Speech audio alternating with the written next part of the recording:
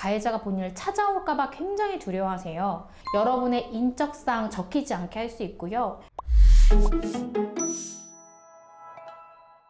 안녕하세요. 여러분의 인생을 지켜드리는 검사 출신 이고은 변호사입니다.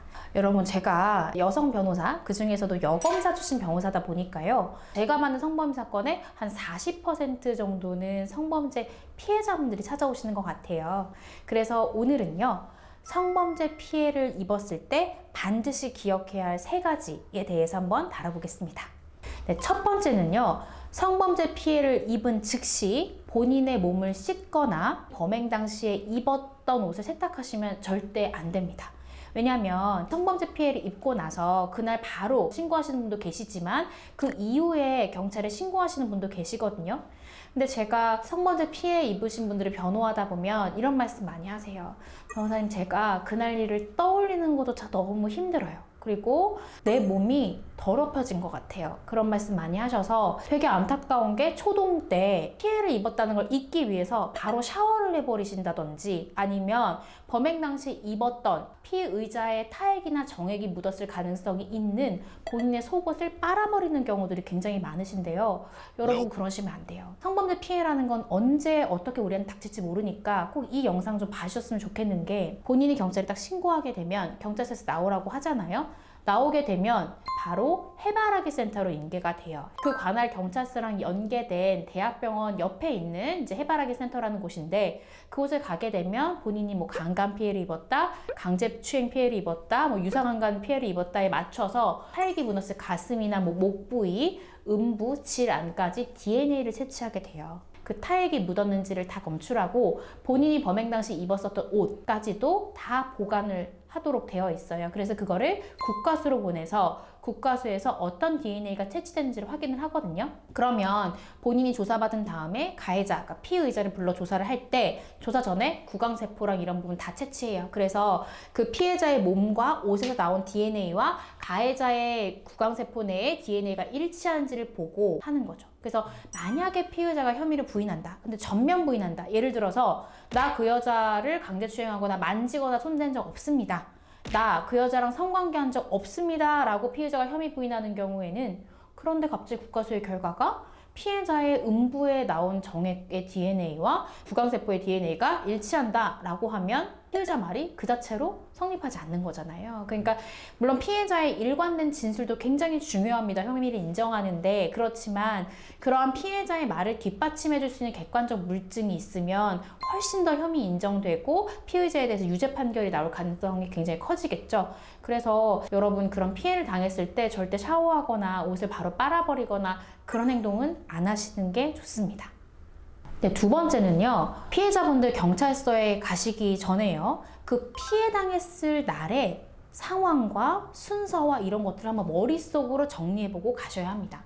그러니까 성범죄 피해자분들이 많이 오해하시는 게, 내가 경찰서에 신고하러 가면 그날 그냥 신고만 하는 거고 피해자로서의 그 조사는 다른 날 할 거야, 이렇게 생각하시는 경우가 많은데, 대부분의 경우에는 해바라기 센터로 가서 한번 채취한 다음에 경찰서로 다시 가서 피해 내용 한번 얘기하세요, 진술하세요 라는 형태로 조사가 진행되는 경우가 굉장히 많아요. 근데 성범죄 사건이 뭐 가해자도 마찬가지지만 피해자도 결국에는 가장 중요한 범행 당시의 상황은 결국에 피해자의 진술이 유력한 증거거든요. 왜냐면 어차피 피해자의 음부나 이런 데서는 정액에 대해서 DNA 반응이 나올 거라는 걸 알기 때문에 많은 가해자들이 성관계 자체는 인정하되 화관이었다, 서로 동의하에 이루어진 그런 자연스러운 성관계였다 라고 주장하는 경우가 많기 때문에, 이게 강제로 당한 성폭행이다라는 건 결국엔 피해자의 진술로서 일관되게 진술이 돼야 된다는 말이죠. 근데 그 성범죄 피해를 당하게 되면 그날의 트라우마로, 그리고 외상후 스트레스 장애에 시달리는 피해자분들 되게 많으세요. 그리고 또 본인 스스로가 그날 일을 인위적으로 잊으려고 굉장히 노력하세요. 그래서 조사받을 때 본인이 하고 싶은 말과 정확한 정보를 잘 진술하지 못하시는 경우가 많거든요. 그래서 힘드시겠지만 그날 일을 외면하지 마시고요. 먼저 머릿속으로 그날 그 남자를 어떻게 만나게 됐고, 1차 술자리 장소는 언제였고, 어떻게 술을 마시다가 모텔 가게 됐는지, 모텔에서도 누가 어떻게 계산을 했고 어떤 순서로 올라가게 됐는지, 성관계 전후로 상황은 어땠는지, 어떻게 내가 그 자리를 빠져나오게 됐는지를 시간 순서에 맞춰서 한번 일목요연하게 정리를 해보시고요. 그리고 나서 경찰서에 신고하시고 조사 받으시고 해서 본인의 진술이 경찰 단계의 진술, 검찰 단계의 진술, 그리고 법정에서의 증언까지 일관되게 이어질 수 있도록 진술하시는 것이 굉장히 중요합니다. 네, 세 번째는요. 성범죄 피해자분들이 되게 우려하시는 게 뭐냐면 가해자가 본인 신분을 알게 될까봐, 가해자가 본인을 찾아올까봐 굉장히 두려워하세요. 기억하셔야 되는 부분들이 가명조서를 신청하실 수 있고요. 그리고 성범죄 피해자의 경우에는 국선 변호인을 신청하실 수 있다는 점을 꼭 기억하셔야 합니다. 성범죄 피해 사건을 변호하다 보면 서로 알던 사이인 경우보다는 보통 그 사건 당일에 처음 만난 남녀가 이제 술자리를 끝나고 모텔로 이동하거나 누군가의 집으로 가서 이제 그런 범죄가 일어나는 경우가 대단히 많거든요. 그래서 성범죄 가해자 같은 경우에는 피해자의 인적사항이나 이런 걸 모르는 경우가 굉장히 많아요. 그래서 피해자 입장에서는 내가 경찰대 이름, 주소, 뭐 이메일 주소, 내 연락처 이런 거 얘기하면 상대방이 알면 어떡하지, 이런 거 걱정하시는 경우가 굉장히 많은데, 여러분의 인적사항 적히지 않게 할 수 있고요. 어떤 특정한 가명으로 조서에 기재해서 최대한 여러분의 인적 정보가 상대방에게 유출되지 않도록 그렇게 할 수 있는 방법이 있으니까요.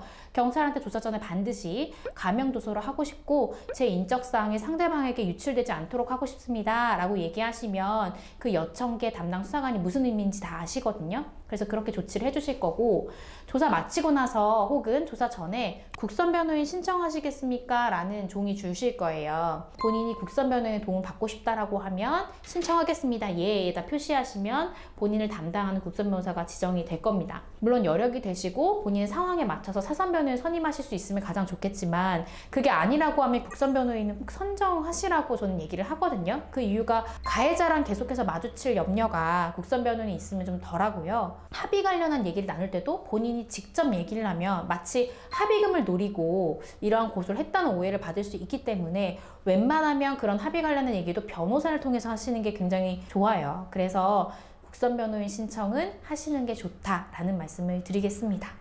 네, 오늘은요, 성범죄 피해를 입었을 때 반드시 기억해야 하는 3가지에 대해서 이야기를 나눠봤는데요.